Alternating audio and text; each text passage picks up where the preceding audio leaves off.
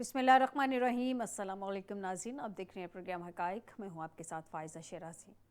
नाज़रीन, सूरत हाल कुछ इस तरह से है कि बानी पीटीआई की रिहाई के लिए इस बार संजीदा इक़दाम करेंगे। बैरिस्टर गौहर ने यह कहा है। PMLN की जानिब से हमेशा इस बात को तनकीद का निशाना बनाया जाता रहा है और अभी भी आजकल भी बनाया जाता रहा है और बनाया जा भी रहा है कि तहरीक इंसाफ की जो मौजूदा क़यादत है वो शायद ख़ुद ही नहीं चाहती कि इमरान खान साहब की रिहाई हो। वो उसके लिए सीरियसली इक़दाम नहीं कर रहे हैं और अपनी हुकूमत के हवाले से भी वो कहते हैं कि वो ख़ुद ज़मानती हैं, यानी कि तहरीक इंसाफ ज़मानती है मौजूदा हुकूमत के लिए। तो ये जो बैरिस्टर गौहर ने कहा है कि बानी पीटीआई की रिहाई के लिए इस बार संजीदा इक़दाम करेंगे, तो पहले इक़दाम संजीदा क्यों नहीं थे? और जो पहले इक़दाम संजीदा अगर नहीं थे और इस बार संजीदा होंगे तो किस किस्म के संजीदा होंगे? क्या किसी तहरीक के नतीजे में ये संजीदा इक़दाम सामने आएंगे? इस सब पे बात करेंगे आज के प्रोग्राम में। नाज़रीन, इस सब के अलावा नईम बुखारी ने इमरान खान साहब पर तनकीद की है। वो कहते हैं कि इमरान खान तो हम परस्त हो गए हैं और उन्होंने अलकादर ट्रस्ट के हवाले से भी कहा कि अगर मैं उनका मुशीर होता तो उन्हें यह मशवरा देता कि अलकादर ट्रस्ट की ज़मीन को तो हाथ भी नहीं लगाना चाहिए था। खैर जी, ये उन्होंने बात की है। आज के प्रोग्राम में ये भी डिस्कशन में रहेगा। इसके अलावा नाज़रीन, वज़ीर दिफ़ा ख़ाजा आसिफ ने कहा है कि इमरान खान हमारे साथ मीटिंग में नहीं बैठता था, आज वही मीटिंग्स में आने के लिए मिन्नतें कर रहा है। यहाँ पर नाज़रीन थोड़ी सी कन्फ्यूजन है। इमरान खान मीटिंग्स में आने के लिए मिन्नतें कर रहा है, किसकी कर रहा है? क्या इमरान खान मीटिंग्स में आने के लिए मौजूदा गवर्नमेंट की मिन्नतें कर रहा है या इमरान खान मीटिंग्स में आने के लिए डिस्कशन करना चाहता है इस्टेब्लिशमेंट के साथ? ये भी मौक़िफ़ ज़रा क्लियरली जानने की कोशिश करेंगे कि ख़ाजा साहब का क्या कहना क्या है। आपको बताएं कि हमें स्टूडियो में ज्वाइन किया है कर्नल रिटायर्ड अब्दुल बासित साहब हैं, सीनियर एनालिस्ट हैं। बहुत शुक्रिया बासित साहब आपका हमें ज्वाइन करने के लिए। यासिर बलोच साहब हैं, रहनुमा तहरीक इंसाफ है, सीनियर रहनुमा। बहुत शुक्रिया बलोच साहब आपका भी हमें ज्वाइन करने के लिए। आसिफ बाजवा साहब हैं, सीनियर रहनुमा है PMLN के। बहुत शुक्रिया बाजवा साहब आपका भी हमें ज्वाइन करने के लिए। सबसे पहले तो जानते हैं बलोच साहब से, फिर मैं कर्नल साहब आपकी जानिब आती हूँ। बलोच साहब, मुझे ये बताइएगा, बैरिस्टर गौहर ने जो स्टेटमेंट दी, जैसे कि अभी मैंने अपने इंट्रो में भी ये बात की है कि बानी पीटीआई की रिहाई के लिए इस बार संजीदा इक़दाम करेंगे, तो इसका मतलब हम ये समझे कि पहले जो इक़दाम किए जाते थे वो गैर संजीदा थे? बिस्मिल्लाहिर्रहमानिर्रहीम। बहन, शुक्रिया आपका। जी। गुजारिश ये है कि पाकिस्तान तहरीक इंसाफ एक पाकिस्तान से मोहब्बत करने वाले लोगों पर मुश्तमिल वो सियासी जमात है जो ये दावा करती है और जिसने ये साबित किया है कि वो पाकिस्तान की इस टाइम सबसे बड़ी सियासी जमात है। कोई यकीन करे कोई ना करे, 2024 के इलेक्शंस के जो रिजल्ट हैं और पूरी आवाम जो है वो इसकी गवाह है। अब आते हैं गौहर साहब यासिर साहब को वॉल्यूम अप कर की दें। तरफ। जी जी जी यासिर जी, साहब। जी जी। अब आते हैं गौर साहब की स्टेटमेंट पे जो आपने क्वेश्चन किया। गौर साहब एक शरीफुल नफ्स और संजीदा अच्छे लेवल के वो लॉयर भी हैं और पार्टी के हमारे इस वक्त वो ज़ाहिरी बात है लीड भी कर रहे हैं। तो मैं ये समझता हूँ कि अगर उन्होंने ये स्टेटमेंट दिया है तो उसका मकसद पहले भी हमारा किसी भी किस्म की कोई शर्मंगेजी नहीं था। हमारा हमेशा से ये मौक़िफ़ रहा है कि एज ए पाकिस्तानी हमें जो हमारे राइट्स हैं वो हमें दिए जाएं। किसी भी सियासी जमात को आज के दिन तक दीवार के साथ लगाने के नताइज कभी भी अच्छे नहीं निकले। आप पाकिस्तान की तारीख उठाकर देख लें। और मैं ये समझता हूँ कि हमारे मुल्क के जो इस टाइम हालात हैं उसमें हमें नेशनल लेवल की जो है वो मुशावरत की ज़रूरत है और हमें संजीदगी हर मामले में हर पहलू से करने की ज़रूरत है। इमरान खान साहब वो लीडर हैं कायदे तहरीक पाकिस्तान तहरीक इंसाफ जो जिन्होंने जिस टाइप की कैद वो अभी काट रहे हैं और झीली है, पाकिस्तान में इसकी तारीख में कभी भी इसकी कोई मिसाल मेरे ख्याल में ऐसी नहीं और इस टाइम तक वो साबित कदम है। लेकिन हम ये चाहते हैं कि पाकिस्तान तहरीक इंसाफ के साथ जो ज्यादतियां हो रही हैं, जो उनको कॉर्नर किया जा रहा है, ये सिलसिला खत्म होना चाहिए और इमरान खान साहब को उनके नाकर्दा गुनाहों की सजा अब खत्म होनी चाहिए। बलोच साहब, आप दुरुस्त कह रहे हैं। आपकी बहुत सारी बातें हैं, आपका मौक़िफ़ आपकी जमात के लिहाज से बिल्कुल दुरुस्त होगा। लेकिन मैं ये जानना चाह रही हूँ कि जैसे बैरिस्टर गौहर ने बात की, ये बात उन्होंने अमरीकी कांग्रेस के बिल से मुतालिक रद्द अमल पे सामने दुनिया न्यूज़ को इंटरव्यू देते हुए उन्होंने ये बात कही है। मतलब वो अब की दफ़ा संजीदगी से बातें कर रहे थे, इसलिए मैं ज़रा जानना चाह रही थी कि आपका लाए अमल क्या होगा यानी कि किस तरह से संजीदगी दिखाई जाएगी आवाम को? तो ज़ाहिर सी बात है आपने ये दिखाना है ना कि हम संजीदा कोशिशें कर रहे हैं, तो उसके अकॉर्डिंगली आपकी प्लानिंग्स क्या है, ताकि मैं फिर बाजवा साहब से भी जानूँ। कोई प्लान तो ज़ाहिर सी बात है आपने किया होगा ना, तभी तो ये स्टेटमेंट्स दी हैं बहन, कि संजीदा। जी जी। देखें बहन, गुजारिश ये है कि मैं ये समझता हूँ कि पाकिस्तान तहरीक इंसाफ में कोई भी वो बंदा जिसका ताल्लुक पाकिस्तान तहरीक इंसाफ के साथ है, और वो अगर इमरान खान के मामले में किसी भी मूवमेंट में संजीदा नहीं है, तो ये तो एक बजाते खुद ही मजाक खेज बात है। जो गौर साहब ने ये बात की है, वो उसका मकसद जो है वो ये है कि हमने पहले भी अपनी तरफ से कानूनी तौर पे पुरअमन रहकर खान साहब के लिए, पाकिस्तान तहरीक इंसाफ के वर्कर्स के लिए आवाज बुलंद की है, और अब हम इंशाअल्लाह ताला तसलसल से ये जो है वो काम करेंगे, और इंशाअल्लाह ताला हम उम्मीद हैं कि हम अपनी अदालतें जो हमारी हैं वो हमें इंसाफ देंगी, और उनको इंसाफ देना चाहिए। अगर इदारे ऐसे ही खामोश हो जाएं और जंगल का कानून मुल्क में बन जाए, तो ऑब्वियसली उसके नताइज बिल्कुल भी अच्छे नहीं होते। इस वक्त आप देखें कि पाकिस्तान के जो इश्यूज हैं, बलूचिस्तान में क्या हालात हैं, आप बाकी सारे इकोनॉमिकल हालात भी देखें, हमें कोई भी मुल्क जो है वो हमें फेवर देने पर तैयार नहीं है। और महंगाई जो ये कह रहे हैं कि 60 साल की निचली सतह पर आ गई है, तो मुझे बताएं, आप 47 रुपए बिजली का यूनिट बढ़ाकर उसमें से 7 रुपए डिडक्ट करके आप कहते हैं कि सबको सुभान अल्लाह। ठीक है, तो आज कल मैं नहीं समझता कि कोई भी बंदा जो है वो बेवकूफ है। हर बंदा हर चीज देख रहा है, और हर बंदा हर चीज को रियलाइज कर रहा है। ये जो एक नफरत पैदा की जा रही है अवाम के दरमियान, ये इंतहाई खतरनाक है, और हमें इस सारी सिचुएशन में देखना ये पड़ेगा कि किसका नुकसान हो रहा है और फायदा कौन हासिल करने की कोशिश कर रहा है। एक तीर से दो शिकार कौन कर रहा है। बाजवा साहब से जानते हैं। बाजवा साहब, तहरीक इंसाफ तो ये देखना चाह रही है कि किसका नुकसान हुआ है, किसका फ़ायदा है, और एक तीर से दो शिकार कौन कर रहा है। आपकी हुकूमत के हवाले से भी काफ़ी चमगोइयाँ की जा रही हैं, काफ़ी डिबेट चल रही है कि हो सकता है कि क्योंकि पीपल्स पार्टी आपको टफ टाइम दे रही है, तो हुकूमत में थोड़ी तब्दीली आ सकती है, प्राइम मिनिस्टरशिप तक भी ये कोई तब्दीली हो सकती है। ज़रा अपनी हुकूमत का लाएअमल बताइए, क्या प्लान है आप लोगों का, क्या स्ट्रेटजी है? तहरीक इंसाफ को भी आपने डील करना है, मौलाना साहब को भी आपने डील करना है, उसके अलावा आपने पीपल्स पार्टी को भी डील करना है, एमकेएम भी हर दूसरे दिन आपके सामने खड़ी हो जाती है। सर, आपसे इत्तेहादी संभाले क्यों नहीं जा रहे अपने? बिस्मिल्लाहिर्रहमानिर्रहीम, आपका बहुत शुक्रिया। गुजारिश ये है कि किसी भी गवर्नमेंट के खिलाफ अपोजिशन का काम है कि गवर्नमेंट को टफ टाइम देना और गवर्नमेंट की गलतियों को, कोताहियों को उजागर करना, और अवाम में उनको बताना, अवाम को कि ये गवर्नमेंट जो है इस लिहाज से नाकाम है।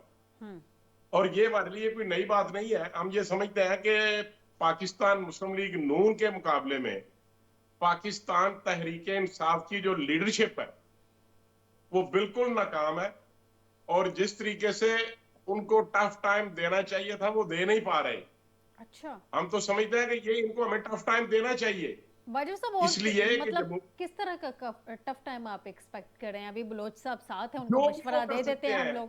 जो देखिए, उनके पास कोई बयानिया नहीं है, उनके पास कोई अपना बयानिया बना नहीं सके। मिसाल के तौर पे फॉर्म 45 और फॉर्म 47 की बात इन्होंने की और बड़ा टफ टाइम देने की कोशिश की, लेकिन कहीं से किसी अदालत से उनके इस मौकफ की तायीद नहीं हो सकी। अच्छा। ना ही ट्राइब्यूनल्स में और ना ही सर, ट्राइब्यूनल जब फैसले देने आते हैं बाजवा साहब, तो एंड टाइम पे इलेक्शन कमीशन की जानिब से रिटायर्ड जजेस का बीच में इशू आ जाता है। ट्राइब्यूनल्स क्या फैसले दें? देखें, पाकिस्तान की तारीख गवाह है कि जब जब भी लोगों को किसी भी इलेक्शन के खिलाफ कुछ तहफ़्फ़ुज़ात होते हैं, वो या वो समझते हैं कि रिगिंग हुई है, या जो भी कोई बेज़ाब्तगी हुई है, तो अल्टीमेटली आपको इलेक्शन ट्राइब्यूनल में जाना पड़ता है, और उसके खिलाफ एपीलेट कोर्ट जो है वो सुप्रीम कोर्ट है।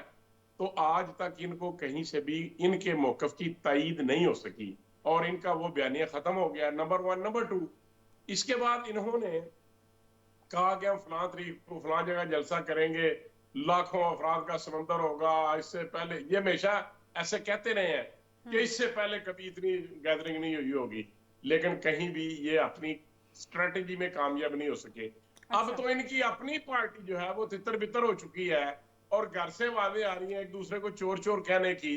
और आज आपने देख लिया होगा कि अली अमीन गंडापुर की क्या स्टेटमेंट है और क्या साजिश की क्या बू है, और बानी पीटीआई के मुतल्लक जो असद कैसर साहब हैं उनके मुतल्लक या दीगर के मुतल्लक बैरिस्टर गौहर साहब क्या इरशाद फरमा रहे थे।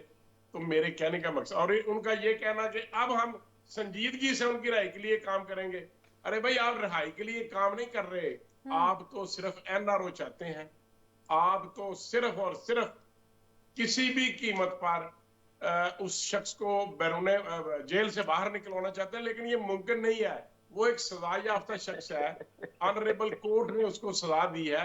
किसी के एग्जेक्टिव ऑर्डर के साथ या कोई 16 एमपीओ के तहत या 18 एमपीओ के तहत उसको जेल में नहीं डाला गया। आप सही तो कह रहे मैं हैं सर, आप बिल्कुल ठीक कह रहे हैं कि वो सज़ा याफ्ता है। हमारे मुल्क में आपको सज़ा याफ्ता जो लोग होते हैं अगर उनको प्रोटोकॉल देना चाहें तो मिल जाते हैं सर। आप भूल रहे हैं बाजवा साहब, जब 21 अक्टूबर को बड़े मियां साहब वतन वापस तशरीफ लाए थे तो एयरपोर्ट पे उनका भी बायोमेट्रिक हुआ था, वो भी सज़ा याफ्ता थे। मैं ज़रा कन्ना साहब से जान लूँ।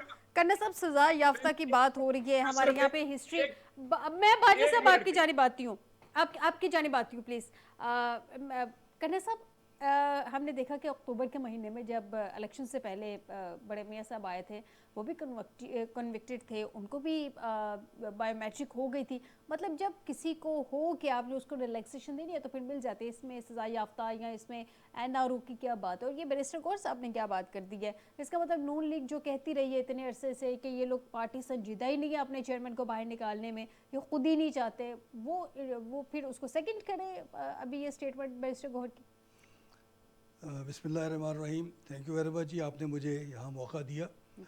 मुझे आसिफ बाजवा साहब की एक बात पर जो है वो थोड़ी सी बात आगे बढ़ानी है। उन्होंने कहा कि जी ऑपोजिशन को हमें बहुत टफ टाइम देना चाहिए। वाकई सही कहते हैं, क्योंकि इन्होंने किया क्या है? अगर कुछ किया होता तो फिर तो इनके पास डिफेंड करने के लिए होता, लेकिन उन्होंने किया कुछ नहीं है। और उसके बावजूद अगर पीटीआई उसके ऊपर जो है वो नहीं कर पा रही किसी किस्म का उसको, तो ये पीटीआई की कमज़ोरी है। देखें बीबी, बात ये है कि पीटीआई को जो इस वक्त दीवार के साथ लगाया गया है वो वैसे ही नहीं लगाया गया। उसके बारे में इस वक्त बहुत सी ऐसी बातें हैं जो कि ओपनली हम कर भी नहीं सकते, लेकिन सारी की सारी आ रही हैं। इंटरनेशनल मीडिया सारे का सारा भरा पड़ा है कि क्या क्या नहीं हुआ और क्या क्या हो गया हुआ है। तो इस वक्त इनकी बात बिल्कुल सही है कि they will not leave Imran Khan, उसको रिहा नहीं करेंगे, बिकॉज ये बुनियादी उसकी शर्त है इनके हुकूमत में रहने की कि इमरान खान जो है वो बिहाइंड द बार्स रहे। रही बात कि जी वो सज़ा याफ्ता है, तो सज़ा याफ्ता तो इतना बड़ा है कि जिस केस में उसको सज़ा हुई है उस पर जो उसकी अपील है उसको लगने ही नहीं दे रहा कोई भी। उससे इतना डर रहे हैं कि उस अपील को जो उसने दी है उसके ख़िलाफ़, उस अपील को लगने ही कोई नहीं दे रहा। देखें, जिस मुल्क में इस वक्त आपका जो सारे का सारा इंटरनेशनल मीडिया है, इंटरनेशनल जो भी सारे के सारे लोग हैं, इदारे हैं, चाहे वो इलेक्शंस की बात करें 2024 के, चाहे वो बात करें जो हमारा जुडिशल सिस्टम है, उसके बारे में जो एक मुहावरा है कि अगर आग होगी तो धुआं तो निकलेगा, तो या धुआं है तो आग तो ज़रूर होगी। तो हर तरफ से जो बातचीत चल रही है वो इसी तरफ चल रही है कि पाकिस्तान के अंदर दाल सिर्फ दाल में कुछ काला नहीं, पूरी की पूरी दाल काली है। और ये पूरे का पूरा सिस्टम जो है वो इस वक्त इतना कुछ ज़्यादा कॉम्प्रोमाइज्ड है कि इनके पास कुछ भी नहीं है। नून लीग अगर बात करती है हुकूमत की कि हम हुकूमत में हैं, फ़लाँ हैं फ़लाँ हैं, इनमें से कोई एक आदमी भी अपनी मर्ज़ी से बयान नहीं दे सकता। सिर्फ वो बात करता है जो उनको डिक्टेट कर दी जाती है कि ये कर लो बात, उससे आगे उनके पास कोई पावर्स नहीं है। आपने अपने इंट्रोडक्शन में ख्वाजा आसिफ साहब की बात की थी, उन बेचारों के पास क्या है?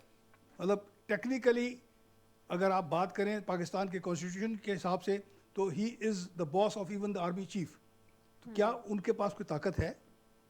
मतलब डिफेंस मिनिस्टर होना एक टाइटल है, अदरवाइज ही इज़ पावरलेस।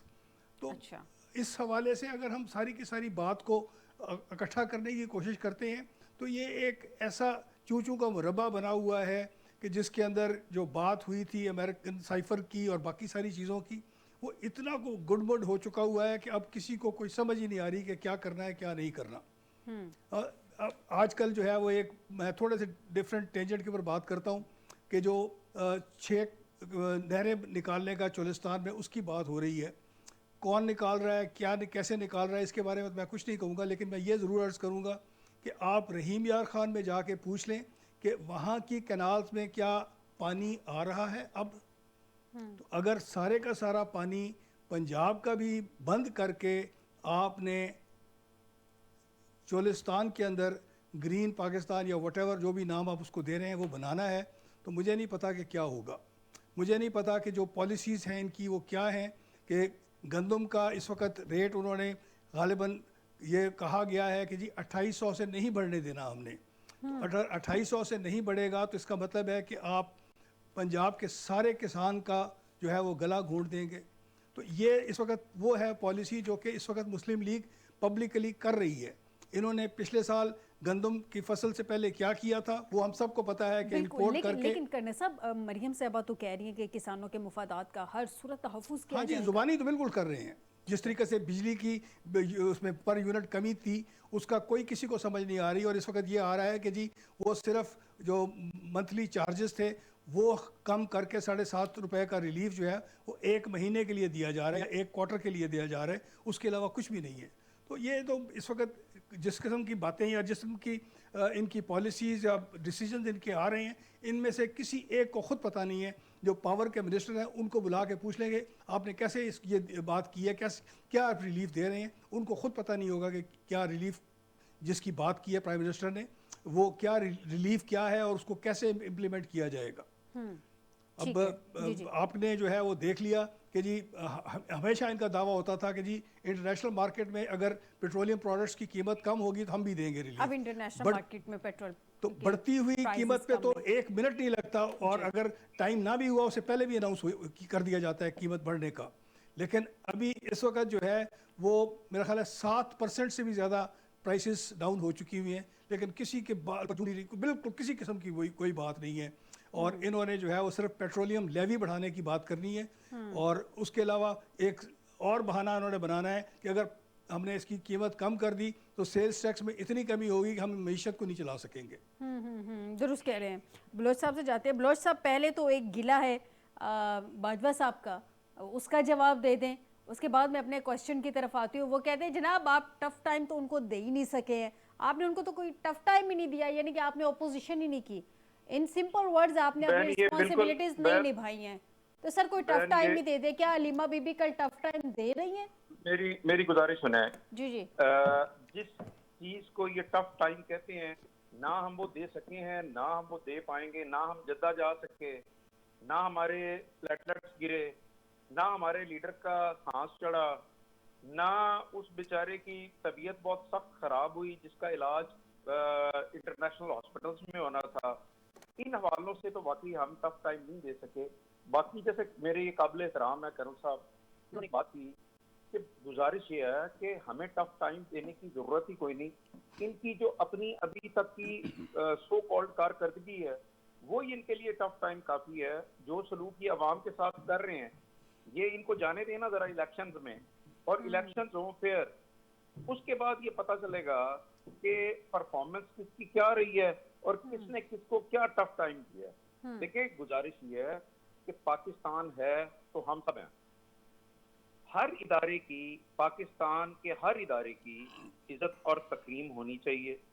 हर इदारे की एक अपनी डोमेन है जो आपके कॉन्स्टिट्यूशन में वज़ा की गई है, उसको उसके अंदर आना चाहिए। हमें अल्टीमेटली पाकिस्तान की पिसी हुई अवाम का सोचना चाहिए।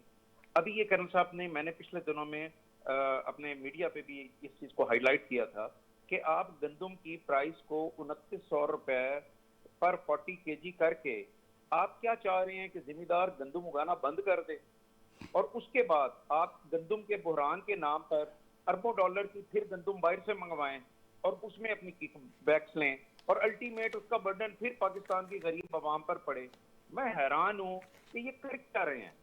और ये जो इनका नारा था कि वोट को इज्जत दो, तो आज तक की तारीख गवाह है कि वोट को इज्जत इन्होंने कभी भी नहीं दी। इन्होंने नोट को इज्जत दी और जहां पर इनका दाव चला वहां पे इन्होंने बूट को इज्जत दी। तो गुजारिश ये है कि अल्टीमेट हमें ये सोचना पड़ेगा कि हम चले कहां से थे और पहुंच कहां पर गए। अगर हम अपनी गलतियों को आइडेंटिफाई नहीं करेंगे तो ये मुल्क बेहतरी वाली ट्रैक की तरफ चल क्या सकता है। बलोच साहब, आप दुरुस्त कह रहे हैं। आप मुझे जरा एक और सवाल का जवाब देते हैं। ये तो मैंने गिला पहुंचाया ना बाजवा साहब का आप तक। अब मैंने तफसीली जवाब इसीलिए दिया गिले का कि ताकि उनकी तसल्ली हो जाए। जी जी, जरा मेरे सवाल का जवाब भी देते। सवाल मैं आपसे कर लेती हूँ सर। इमरान खान साहब से मुलाकातों के लिए सलमान अकरम राजा ने लिस्ट जेल सुप्रिटेंडेंट को भिजवा दी है। कल 8 तारीख है। अलीमा बीबी इतने दिन से कह रही हैं कि 8 तारीख को उनकी जो मीटिंग है वो स्केजुअल है। जो लिस्ट हमारे पास पहुंची है उसमें अलीमा खान का नाम नहीं है। क्या अलीमा बीबी कल मुलाकात कर रही हैं? आपके नॉलेज में है कि उन्होंने कहा था कि 8 तारीख को अगर उनकी मुलाकात ना करवाई गई तो अडियाला के बाहर वो धरना दे देंगी। तो क्या सूरत हाल क्या है आपकी पार्टी के हवाले से? बीबी मुझे एक बात बताएं, क्या कोई जेल के भी कुछ असूल, कुछ कवानीन, कुछ ज़ाब्ते, कुछ राइट्स होते हैं या नहीं होते? इमरान खान साहब के साथ जो ये जिस किस्म का रवैया है और जो कुछ किया जा रहा है, अब क्या ख्याल है कि दुनिया नहीं देख रही, दुनिया महसूस नहीं कर रही, दुनिया जज नहीं कर रही कि गलत हो रहा है या सही हो रहा है? देखिए, एक बहन को अगर उसके भाई के साथ ही मुलाकात के लिए उसको इतने पापड़ बेलने पड़े तो उसको क्या करना चाहिए, मेरा आपसे सवाल है। सर मुझसे सवाल नहीं करें ना, मेरे सवाल का जवाब दे दें कि लिस्ट में नाम नहीं है। जो मेरे पास लिस्ट है, हो सकता है गलत लिस्ट हो, मैं इसको भी ये मानने को तैयार हूँ। आप इसको कंफर्म कर देना कि कल मिल रही है या नहीं मिल रही। लिस्ट में तो नाम नहीं है, आप कंफर्म कर दें। शायद कोई दूसरी लिस्ट हो। बहन मेरी गुजारिश सुने। देखिए, मैं कोई भी वो बात नहीं करना चाहता जिसके नतीजे में कोई आपके लिए कोई परेशानी का बाइस बने। गुजारिश ये है कि हालातों वाक़यात आपके सामने है। लिस्ट कौन बना रहा है, कहाँ से बन रही हैं, किन लोगों को डायरेक्ट है वो एक्सेस दे दी जाती है नजरिया जरूरत के तहत खान साहब के पास, किन लोगों को रोक लिया जाता है, ये चीजें तो एक इसमें तो कोई किसी किस्म की अब कोई ढकी छुपी बात रह ही नहीं। लेकिन बलोच साहब लिस्ट तो बना रहे हैं ना कोऑर्डिनेटर इमरान खान साहब के। मेरी गुजारिश सलमान अकरम राजा। एक चीज मैं आपको बताऊं, ये बात मैं आपके फोरम के थ्रू, देखिए इमरान खान ही पाकिस्तान तहरीक इंसाफ है और पाकिस्तान तहरीक इंसाफ ही इमरान खान है। बलोच साहब, इसमें तो कोई दूसरी राय है नहीं है ना। डेफिनेटली इमरान खान साहब तहरीक इंसाफ सिर्फ इमरान खान साहब के सर पे, इसके तो कोई दो राय नहीं है। मैं ये कह रही हूँ कि लिस्ट कहाँ से बन रही है, आप जरा इस चीज़ को कंफर्म करते हैं। नाज़रीन, बलोच साहब से करते हैं, मुझे एक ब्रेक की तरफ जाना है। ब्रेक से वापस आते तो ये कंफर्म करवाते हैं कि अगर गंडापुर साहब होते या कोई दूसरा होता तो चले उस पर, क्योंकि माजी में मुख्य जलसों को लेके, लॉन्ग मार्च को लेके उन पे इल्ज़ामात भी लगते रहे हैं कि हो सकता है कि वो वहाँ से चले गए, उनकी कोई सेटिंग हुई हो। ये सलमान अकरम राजा लिस्ट बना रहे हैं, बलोच साहब कह रहे हैं लिस्ट जहाँ से बन रही है आपको पता है। डिटेल लेंगे एक ब्रेक के बाद।